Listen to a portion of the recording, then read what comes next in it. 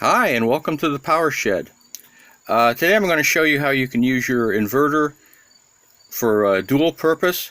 A lot of times, this inverter I have is a Harbor Freight 2000 watt inverter, and I modified it by taking out the fans. It's just air cool. It only runs the refrigerator, which is about 100 watts, but you have to have a big inverter to provide the start current for when you first turn on the fridge. So it's got to be big. Chances are a 1000-watt inverter will not turn on a refrigerator. It'll just go beep, telling you that you've done something wrong. So this is my solution.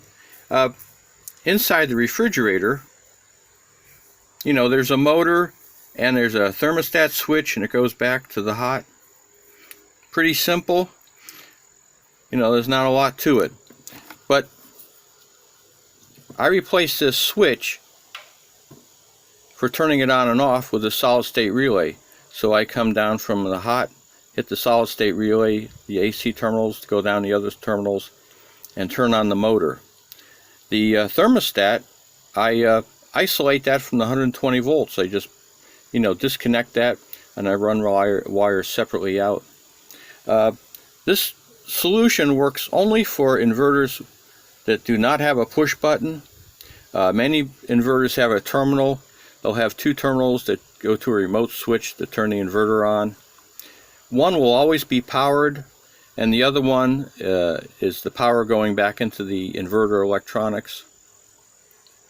So what happens is that side, which is always powered, that now goes to the thermostat switch, and the other side goes over to this diode, and that provides power going to the inverter. But when you just turn the inverter on, it won't go backwards this way. And the other side of this also goes over to the solid state relay. This is your 12 volt negative. So whenever there's 12 volts here, it's going to turn on that solid state relay, and the refrigerator will run, and it'll also provide power going over this way to turn the inverter on. And it's just a little small solid state diode. A 1 amp diode is more than enough. The electronics only takes about 100 milliamps or so to run. And what that prevents, over here I used to have this, this is the plug that goes to the refrigerator. And a lot of times I'd be working on the shed and I want to, operate my soldering iron. So I'd go over here, flip the power on, and then do some soldering, and I'd forget that the refrigerator is plugged in. So all this time the refrigerator is being powered, and it's getting colder. Sometimes I forget and I go away, and the refrigerator is down to 12 degrees. I got pop cans exploding. It's a mess. So this prevents that. So I have the inverter on right now, but the refrigerator is not going because there is no voltage going to the solid state relay. And these relays are available anywhere. They're generally about $10 shipped. This is a very high current one. I had about 150 of these. This is a really this one's costs about $80 each. It's a 75 amp 480 volt solid state relay, and they work fine down at 120 volts. But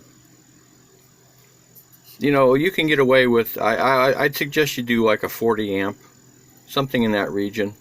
Anything coming from China is rated about twice of what it really should be used at. And I just put it in this junction box. I use a metal plate on the cover to do a little heat dissipation. It doesn't get hot. Maybe it has to dissipate about a watt, so it'll just get warm enough to tell. But if you plug other things in, you may be doing higher current, so it's better to have a bigger relay. But this is it, and this allows me to have the refrigerator operating automatically, and if I want to power something in the house, I can just flip the inverter switch, and everything's powered.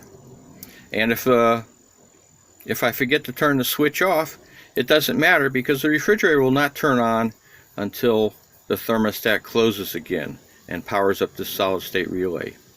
So you could leave it on all day when you wanted to, or turn everything off.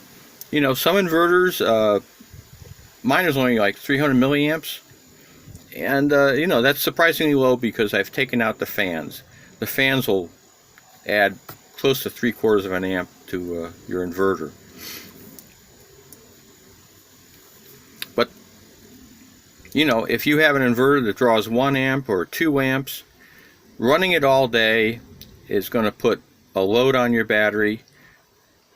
It's fine with sunny days, but you know, you have to design your system around the worst days. And so if you have a couple days of cloudiness, those extra amp hours that you're not wasting powering the inverter really pay off. So this is my suggestion. It's pretty simple to do, doesn't cost much money, and I don't think it's that hard to follow. But if you have any questions, please ask.